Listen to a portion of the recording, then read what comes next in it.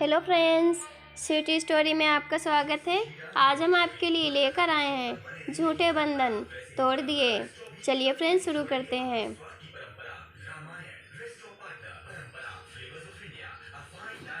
मैं फिर भी आपका इंतज़ार करूँगा, कानों में गूंजती आवाज़ से बचने के लिए।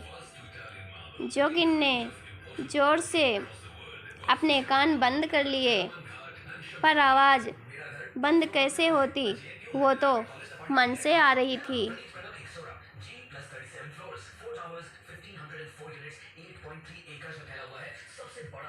इश्क। आज अगर उसने ये बेड़ियाँ नहीं तोड़ी तो कभी नहीं तोड़ पाएगी। सौरभ की महफूज बाहों में उसने सारे झूठे बंधन तोड़ दिए।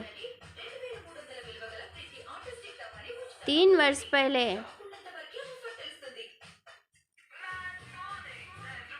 मैं फिर भी आपका इंतज़ार करूँगा, कानों में गूंजती आवाज़ से बचने के लिए। जोगिन ने ज़ोर से अपने कान बंद कर लिए, पर आवाज़ बंद कैसे होती, वो तो मन से आ रही थी।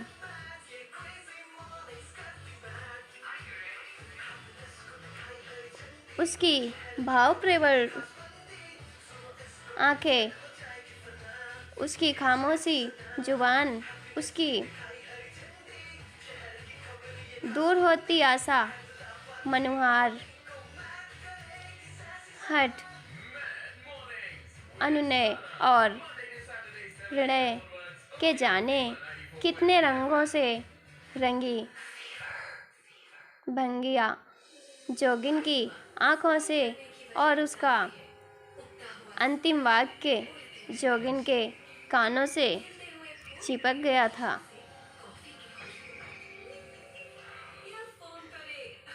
न पलकें बंद करने से उसकी छवि हटती थी, और न कान बंद करने से उसका स्वर सुनाई देना बंद होता था। बेबसी में जोगिन की पलकें भर आई। तभी मन में धिक्कारा, खुद को संभालना ही होगा। अतः जोगिन ध्यान कक्ष में आ गई।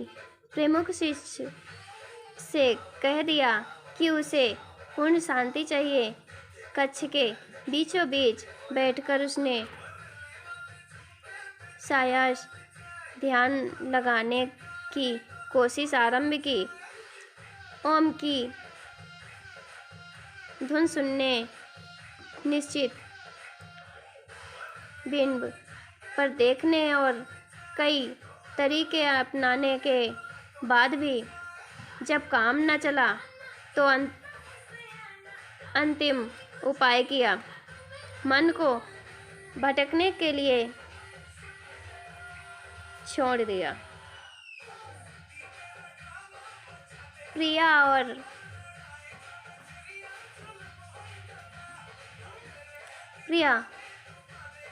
पापा पुकारते हुए आते हैं।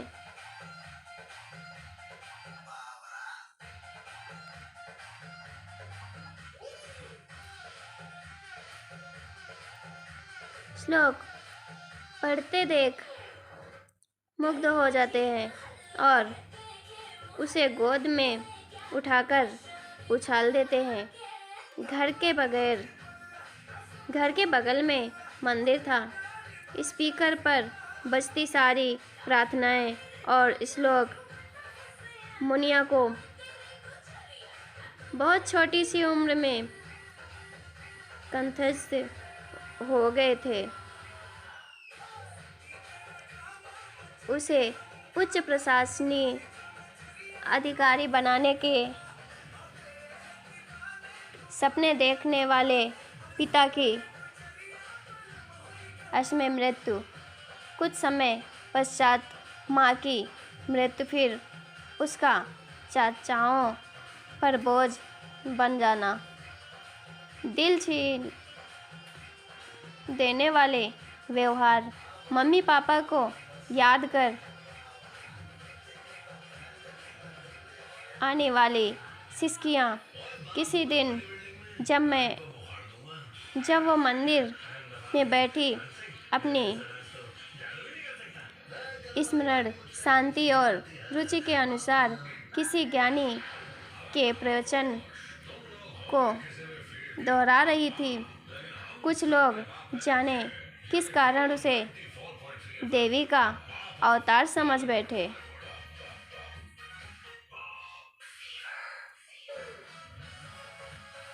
उसके निठल्ले चाचाओं की चतुर व्यावसायिक बुद्धि को कमाई का जरिया मिल गया, और जब तक सारा खेल समझ में आता, वो एक सन्यासिनी देवी के रूप में प्रतिष्ठित हो गई, पूरे कुनबे की कमाई का जरिया बन गई। जरिया बन इस नीरस जीवन की बंदनी हो चुकी थी। सौरभ की जिंदगी में आने से पहले उसे कुछ भी बुरा नहीं लगता था। बचपन में तो जब उसका व्यवहार एकदम से बदल गया तो अच्छा ही लगा था। मन में प्यार का अंकुर फूटता, गृहस्थी की इच्छा जन्म लेती। इससे पहले सीमाहीन सुविधाओं और आदर सम्मान की आदि बनाकर मन में बिठा दिया गया था कि वो इसीलिए बनी है। नाम क्या है आपका? सौरभ ने पहली ही मुलाकात में इतने सरल सौम्य अपनेपन से पूछा कि उसके मुंह से निकल गया। पापा ने प्रिया रखा था, पर तो मैं प्रिया ही पुकारूंगा। बड़ा प्यारा नाम है। सौरभ ने आगे सुना ही नहीं था। आपने आज खाना क्यों नहीं खाया? एक दिन उसने भोजन कक्ष में न आने पर सौरभ उसके कक्ष में आ गया। शादीकार पूछे गए इस प्रश्न से जोगिनी कहलाने वाली प्रिया को झटका सा लगा। आदेश मानने वालों की भीड़ में इतना शादीकार प्रश्न करने वाला उसे पहली बार मिला था।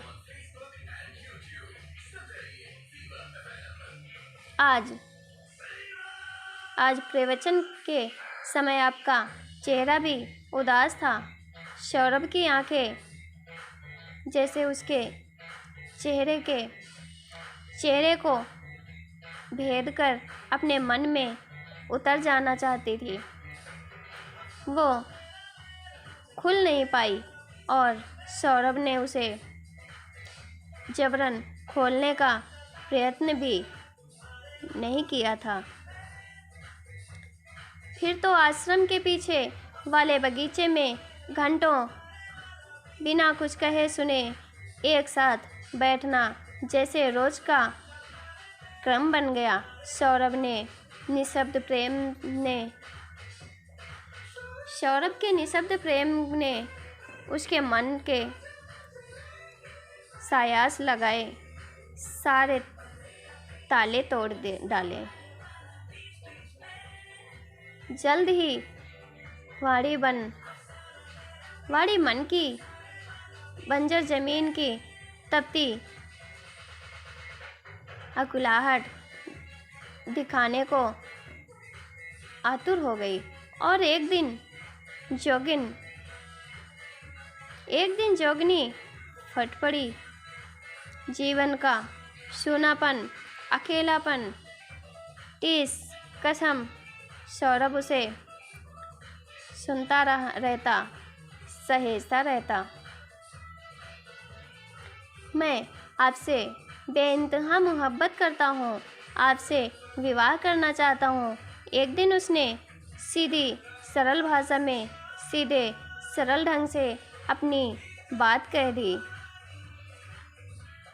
विवाह?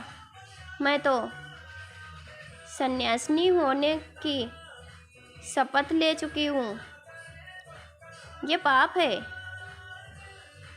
पाप है? मनुष्य होकर मनुष्य की स्वाभाविक वृत्तियों से मुंह मोड़ना। विवाह तो प्रेम का सबसे पवित्र रूप है। मेरे घर वाले मुझे देवी समझते हैं, लोग मेरा आदर करते हैं। आप जानती हैं कि वे आपको अपने स्वार्थ के लिए इस्तेमाल कर रहे हैं। आपको अपना जीवन जीने का पूरा हक है। वो लोग आपकी जिम्मेदारी नहीं है। मैं इस आश्रम की बंदनी हो चुकी हूँ। प्रेम से बड़ा बंधन दुनिया में कोई नहीं है। उस बंधन में बंधने से बाकी सारे बंधन स्वयं टूट जाते हैं। मैं मुक्त नहीं हो सकती। आज शाम को मुझे जाना ही होगा। मैं गेट पर आपका इंतज़ार करूँगा। आपको लेकर ही जाऊँगा। प्रेम में मुक्त कराने की शक्ति भी है और मुक्त होने का साहस भी। जोगनी ने आंखें खोल दी। घंटों कोशिश करने के बाद भी न उसकी पलक से एक पल के लिए सौरभ का चेहरा ओझल हुआ था, न कानों से उसकी बातें।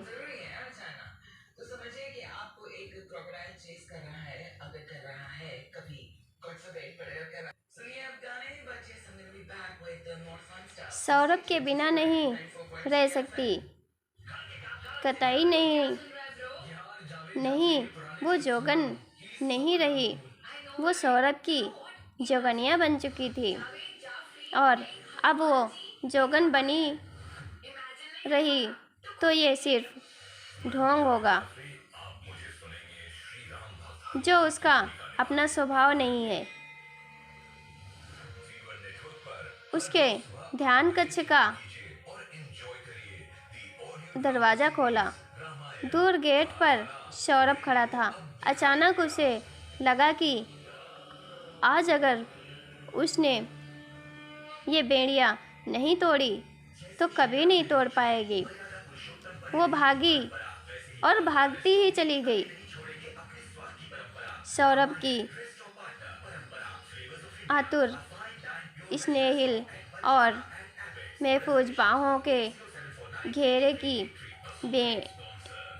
बंदगी बनकर आज उसने सारे झूठे बंधन तोड़ दिए थे।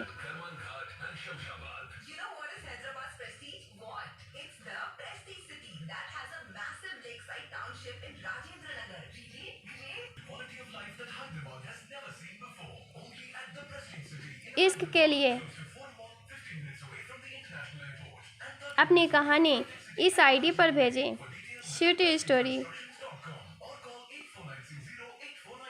सब्जेक्ट लाइन में इश्क लिखना न भूलें। Thank you.